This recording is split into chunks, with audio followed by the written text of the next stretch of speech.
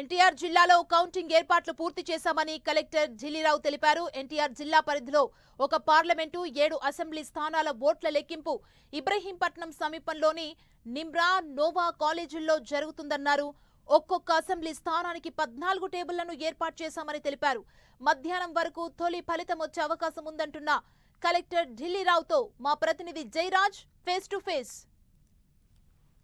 Counting ప్రక్రియకి సంబంధించి ఏర్పాట్లన్నీ కూడా పూర్తయ్యాయి. రేపు ఉదయం 8 గంటలకి ఎన్టీఆర్ జిల్లాలో ఉన్నటువంటి మొత్తం 7 అసెంబ్లీ సెగ్మెంట్లు, అదేవిధంగా ఒక పార్లమెంటుకు సంబంధించి 2 ప్రాంతాల్లో కౌంటింగ్ ప్రక్రియకి కావాల్సిన ఏర్పాట్లన్నీ చేశారు. దీనికి సంబంధించి ఎలాంటి ఏర్పాట్లు చేశారు, ఏ విధమైన భద్రతా చర్యలు చేపడుతున్నారు వివరించడానికి మన దగ్గర ఎన్టీఆర్ జిల్లా కలెక్టర్ ఢిల్లీరావు గారు మన దగ్గర ఉన్నారు. సార్, ఎంతవరకు వచ్చినాయి సార్ ఏర్పాట్లన్నీ కంప్లీట్ అయి వచ్చాయండి.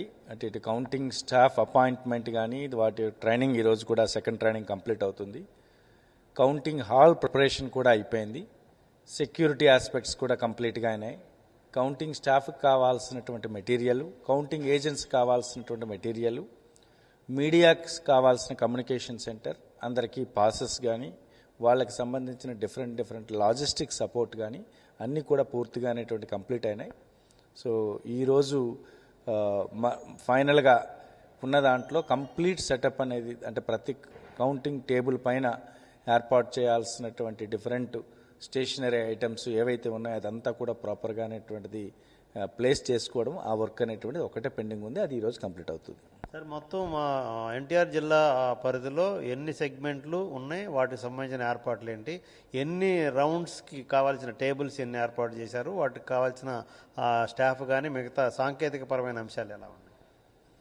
అంటే మొత్తం మనకి 7 నియోజకవర్గాలు, అంటే దాంట్లో అసెంబ్లీ నియోజకవర్గము, అసెంబ్లీ సెగ్మెంట్స్. అంటే అసెంబ్లీ సెగ్మెంట్ అంటే పార్లమెంట్కి సంబంధించింది, అసెంబ్లీ నియోజకవర్గం అంటే ఆ పర్టికులర్ ఏసీకి సంబంధించింది.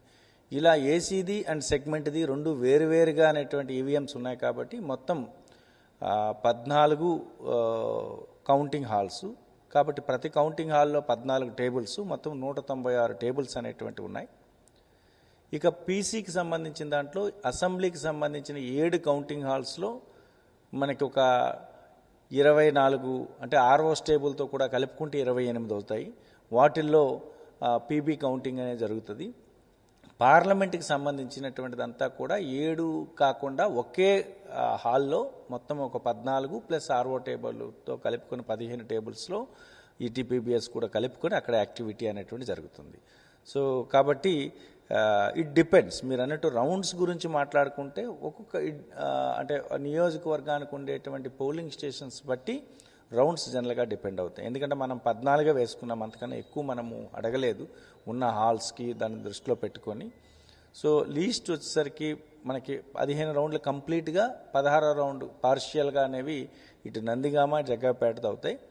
అండ్ 22 రౌండ్లు అంటే 21 రౌండ్లు కంప్లీట్గా, లాస్ట్ రౌండ్ వెరీ పార్షియల్, ఒకదానికి 2, ఒకదానికి 4 టేబుల్స్కే వస్తాయి. అలా ఇటు మైలవరం అండ్ విజయవాడ ఈస్ట్. కాబట్టి ఆ మొదట వచ్చినటువంటి రెండిటికి దీనికి ఒక డిఫరెన్స్ అనేది మినిమం ఒక గంటన పావు నుండి గంటన్నర వరకు అనేటువంటి ఉంటుంది. సో మొదట వచ్చేవి 2 గంటలకు వస్తాయి, ఇవి అరౌండ్ 3:30కే అనేటువంటి వస్తాయి.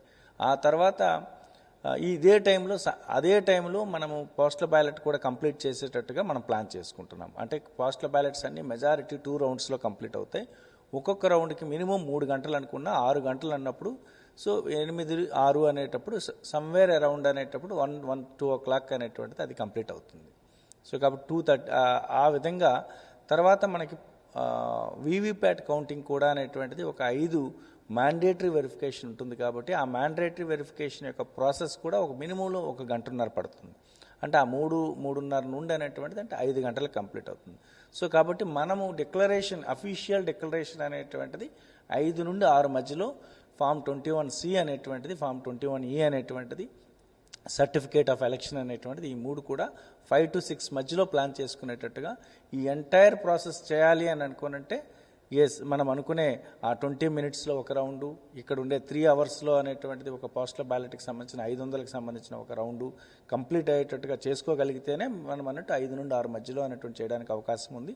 దానికి తగ్గట్టుగా మేము ప్రాపర్ డ్రై రన్ కానీ ఎలా హ్యాండిల్ చేయాలి కానీ అదంతా కూడా ఇప్పటికే ట్రైనింగ్ ఇచ్చున్నాము. మళ్ళీ ఈరోజు సెకండ్ ట్రైనింగ్ కూడా ఇస్తున్నాము. ఇది మొత్తం మీద రేపు ఉదయం 8 గంటలకి ఇలా కౌంటింగ్ ప్రక్రియ పూర్తవుతుంది. పూర్తి స్థాయిలో పారదర్శకంగా శాంతి భద్రతలు ఏ విధమైన ఇబ్బంది లేకుండా అందరూ సహకరించాలి.